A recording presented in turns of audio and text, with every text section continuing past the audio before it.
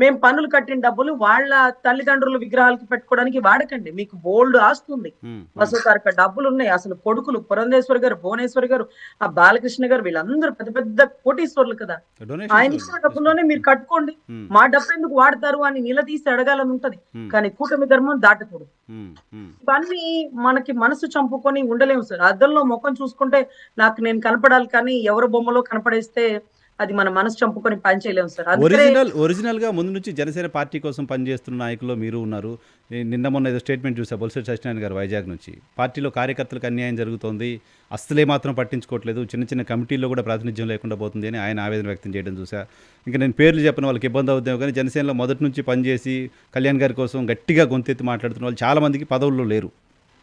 ఈ పరిస్థితి ఎందుకు వచ్చింది జనసేన పార్టీలో అండి?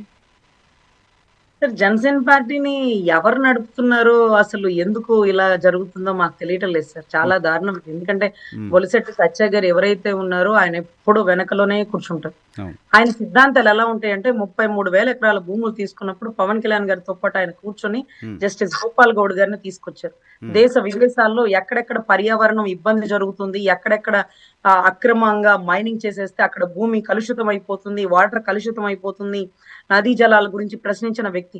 అవును. ఈ కర్ణాటక. రోజు గోపాల్ గౌడ్ గారి దగ్గరికి ఈ మధ్య పవన్ కళ్యాణ్ గారు కూడా ఎళ్ళొచ్చినట్టున్నారు కదా! డిప్యూటీ సీఎం అయిన తర్వాత కూడా. అవును సార్. హ్మ్. మేము ఒక్కటే సార్ జస్టిస్ గోపాల్ గౌడ్ గారి శిష్యురాలు నేను. హ్మ్. ఆయన అంటారు, "పవన్ కళ్యాణ్ రాజకీయ నాయకుడు. అలాగే మాట్లాడతాడు. నువ్వు న్యాయవాదివి. హ్మ్. నువ్వు న్యాయవాదివి. పవన్ కళ్యాణ్ తప్పు చేసినా ప్రశ్నించాలి నువ్వు." ఓహ్! హ్మ్. అని ఆయన నాకెన్నో మార్లు చెప్తుంటే నేను అడుగుతాను. ఇలా అయితే నన్ను పార్టీలోంచి గెంటేస్తారు సార్. హ్మ్. నాకు పార్టీ నుంచి సస్పెన్షన్ ఆర్డర్ ఎప్పుడో వచ్చేస్తుంది. హ్మ్. మీరు చెప్పినట్టు చేస్తే నేను ఎక్కువ కాలం కూడా ఉండలేను. హ్మ్.